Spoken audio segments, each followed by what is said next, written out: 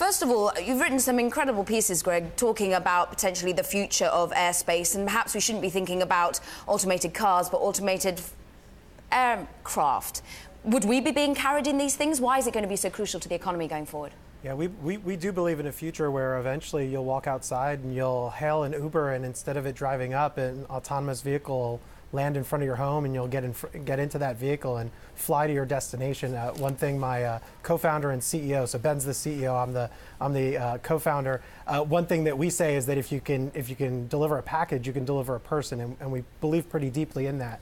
But to get to that future, what we really need is an unmanned traffic management system, systems of automation that will allow this to happen. I think that's part of the challenge that DOT is going to face, one part automation and the other part air traffic control reform. Talking about the challenges that they face, you've worked very closely with Secretary Fox. The current administration have been rightly trying to tackle the automation situation. But what do you think of the new elect, the nominee for the position in transportation, for Eliane Chao?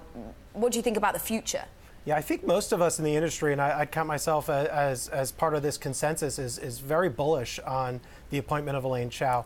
She brings a lot of experience to the table. Something else that she brings to the table is a willingness to address the types of existing things, the legacy types of ways of thinking about problems that exist in agencies, and pause for a second and say, is that necessary to be reformed? Does it have to stick around? She did this in her prior jobs, and we really think that she's going to do this in her future position, helping us reform air traffic control and helping us find ways of automation that will not only help industry succeed, but may also actually make the airspace much more safe.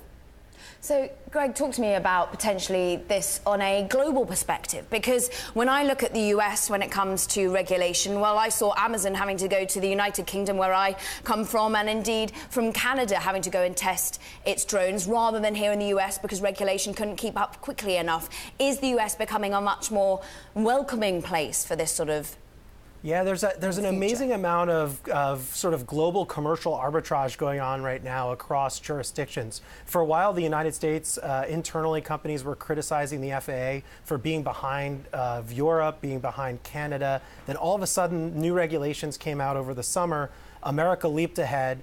The FAA administrator said that it's America's goal to lead on regulations in the unmanned aircraft space. And then immediately we saw that Canada decided that they were going to reform their regulations. Australia's in the process of reforming their regulations. Europe is in the process of reforming their regulations. And so there's this wonderful competition going on in the marketplace, not only amongst companies, but also amongst jurisdictions who are trying to be first to have unmanned traffic management systems where drones can fly autonomously and deliver amazing value to people. It's really something that's very exciting, and I think that's why we're starting to see so much investment in the space.